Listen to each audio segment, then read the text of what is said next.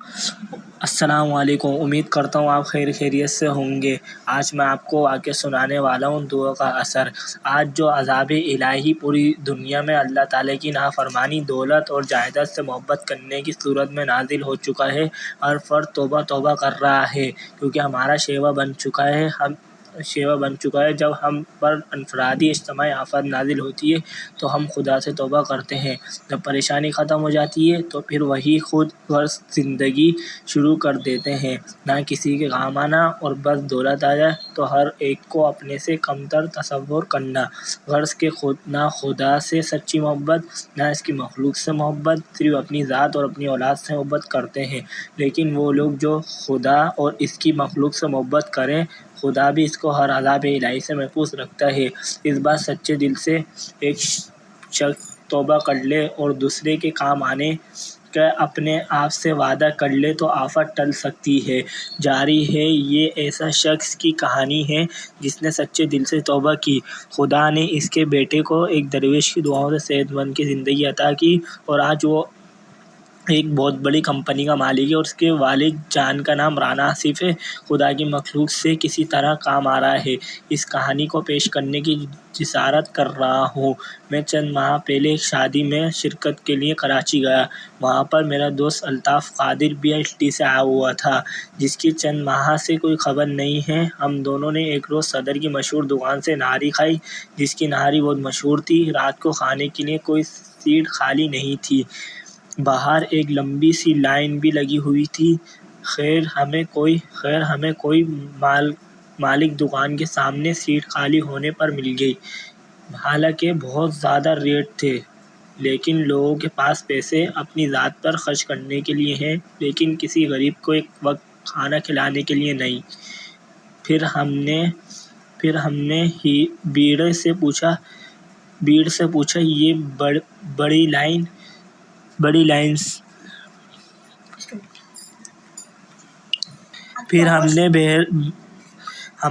پھر بہرے سے پوچھا یہ باہر لمبی سی لائن لگی ہوئی ہے، یہ کون لوگ ہیں؟ کیا مالک کی طرف سے ان کو مفت کھانا تقسیم ہوگا؟ اس نے آہستہ سے کہا وہ سامنے جو مالک بیٹھے ہیں، یہ تو کسی ایک کو کھانا مفت نہ کھلائیں۔ کافی عرصے اس ٹائم ایک آدمی خاموش سے آتا اور مالک کو رقم دے کر چلے جاتا ہے، لیکن آج سے شخص کو کسی نے نہیں دیکھا۔ لائن ختم ہو جاتے ہی مگر کھانا ختم نہیں ہوتا۔ بڑی برکت ہے اس شخص کی کمائی میں جو بھی ہے، اس دور کے درویش ہے۔ خیر ہم لوگ نہاری کھانے میں مصروف تھے۔ اس میں سادہ سے کپڑوں میں ایک آدمی بیگ لے کر مالک کے پاس آیا۔ مالک اس کو لے کر اندر کمرے میں چلے گئے۔ جو مالک دکان کسی گاہک کو خاطر میں نہیں لا رہا تھا، وہ اس کی عزت و احترام سے رخصت کر کے باہر تک آیا، جسے عموماً ہم ہر ایک کو غلط روپے سے دیکھتے ہیں۔ میری بھی سوچ ایسی تھی۔ جب ہم کھانا کھا کر باہر آئے تو وہ بھی شخص باہر ضرورت مند لوگوں کی لائن میں کھڑا تھا۔ نہ چاہتے ہوئے میں نے کہا یہ کون آدمی ہے جس کو مالک دکان نے اتنی اہمیت دی؟ وہ خود لائن میں اپنی باری میں کھڑا ہو کر کھانا لینے کے لیے کھڑا ہے۔ میں نے ضروری کام کے بہانے کیا۔ کل شادی والے گھر ملاقات کا وعدہ کر کے الطاف ٹیکسی میں بیٹھ کر چلے گیا، اور اتنے میں ایک شخص ڈبے میں نہاری روٹیاں لے کر چل پڑا۔ میں بھی آہستہ آہستہ اس کے عقب میں چلتا رہا اور پھر اختر کالونی والی بس میں سوار ہو گیا اور ایک کوارٹر میں تالا کھول کر اندر چلا گیا۔ تھوڑے وقفے کے بعد میں نے سوچ سمجھا منصوبے کے تحت بیل دی۔ وہ صاحب باہر آئے۔ جی حکم۔ میں نے اپنا نام بتایا کہ یہاں پر قربت میں کوئی محمود صاحب ان کا پتہ معلوم کرتے تھے۔ وہ مسکراتے ہوئے بولے، آپ صدیق ہو کر جھوٹ بولتے ہیں، آپ تو میرے پیچھے صدر سے کر رہے ہیں۔ آپ میرا پیچھا صدر سے کر رہے ہیں؟ کیف بولا، کسی قسم کی امداد درکار ہے؟ وہ مجھے ایک الماری کھول کر بولا، جیسے قدر ضرورت ہو رقم لے لے۔ وہ الماری نوٹوں سے بھری ہوئی تھی اور زیادہ تر نوٹ بڑی رقم والے یعنی 5,000 والے نوٹ تھے۔ نہیں جناب، آپ کی دعاؤں سے میں معقول پنشن لیتا ہوں۔ جناب، آپ کی دعاؤں سے میں پنشن لیتا ہوں، اس پر میرا کوئی حق نہیں ہے۔ میں نے کہا پھر کیا چاہتے ہیں؟ میں نے ساری کہانی ان کو بیان کر دی کہ کس طرح آپ نے دکان کے مالک کو ادائیگی، پھر ضرورت مند کی لائن میں لگ کر اپنی ہی ادائیگی کا کھانا حاصل کیا۔ وہ کہنے لگے بات یہ ہے کہ جہاں تک ادائیگی کا تعلق ہے ان کا حق تھا، اور لائن میں بھی میں اس لیے کھڑا ہوا تھا کہ مجھے میں اس کیفیت سے گزرنا پڑے جس سے یہ ضرورت مند گزرتے ہیں۔ لیکن یہ تبدیلی کیسے آئی؟ میں نے پوچھا۔ ایک درویش فقیر نے میری زندگی بدل دی اور میرے بیٹے یاسر کو ان کی دعاؤں کے توفیق اللہ تعالیٰ نے نئی زندگی عطا فرمائی، اور یہی آج میرے کاروبار کی دیکھ بھال کر رہے ہیں، اور اس فقیر کی ہدایت کے مطابق خدا اور اس کی مخلوق تھوڑی بہت خدمت کر کے قبر کے عذاب سے محفوظ رہنے کی کوشش کر رہا ہوں۔ پھر انہوں نے اپنی اور اس فقیر زندگی سے یوں پردہ اٹھایا۔ میرا نام وقار عثمانی ہے۔ میرے والد مرحوم ایک بہت بڑی کمپنی کے مالک تھے۔ ان کی وفات کے بعد تمام کاروبار اکلوتی اولاد ہونے کی وجہ سے مالک بن گیا۔ میری بیوی ایک اعلیٰ خاندان کی پڑھی لکھی اور دولت مند تھی۔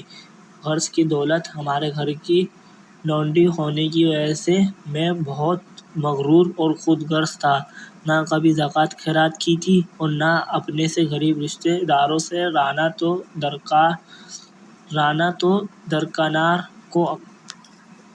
درکنار ان کو اپنے گھر آنے پر ذلیل کر کے گھر سے نکال دیا تھا۔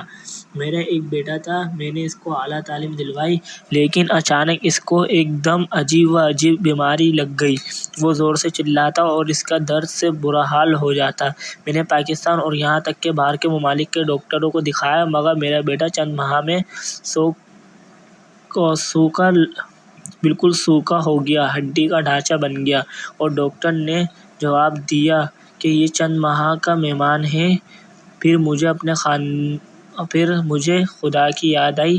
خدا نے مجھے غرور کی سزا بیٹے کی بیماری کی صورت میں دی۔ جب وہ پکڑتا ہے تو کوئی چھڑانے والا نہیں ہوتا۔ میں اور بیوی رو رو کر اپنے گناہوں کی معافی طلب کرتے ہیں۔ میں نے زکوٰۃ خیرات دینا شروع کر دی۔ ماہ رمضان میں نے اور بیوی نے پوری روزہ رکھا۔ ماہ رمضان میں میری بیوی اور میں نے روزہ رکھا اور اللہ تعالیٰ معافی کے ساتھ یہ دعا کرتا ہے، یا اللہ ہمارے بیٹے کو کم از کم عید تک زندہ رہنے دے۔ 27ویں رمضان میں اور میری بیوی روزے افطار کے لیے دسترخوان پر بیٹھے تھے۔ اچانک کسی نے بیل دی۔ میں نے باہر آ کر دیکھا تو ایک درویش نما آدمی کھڑا تھا۔ کہنے لگا، بیٹا میرا روزہ افطار کروا سکتے ہو؟ میں عزت و احترام سے ان کو دسترخوان پر لے آیا۔ روزہ کھولنے میں دیری تھی۔ اچانک میرے بیٹے نے زور زور سے چلانا شروع کر دیا اور رونے لگا۔ ہمیں لگا کہ شاید اس کا وقت آ گیا ہے۔ میں اور میری بیوی دیوانہ وار روتے ہوئے اس کے کمرے میں داخل ہوئے، اور وہ درویش آدمی بولا، حوصلہ کرو، اللہ تعالیٰ پر بھروسہ رکھو، کچھ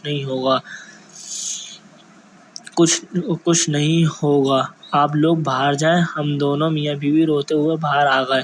آوازیں آنی بند ہو چکی تھیں۔ تھوڑی دیر بعد مسجد سے اذان کی آواز آئی، اللہ اکبر، اللہ اکبر۔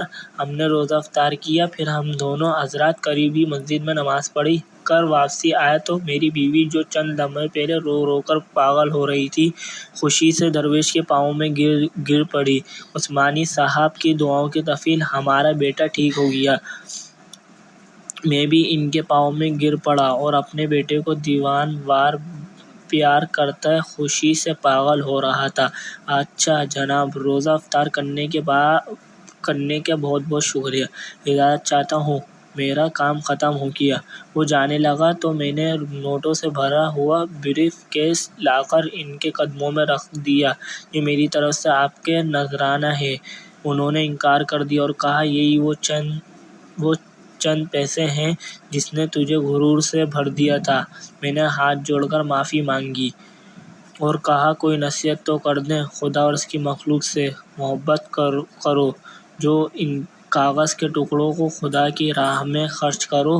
میں نے سارے کاروبار اپنے بیٹے یاسر کے حوالے کر دیا اور اس کوارٹر میں آ کر اپنی زندگی انسانیت کی خدمت کے لیے وقف کر دی۔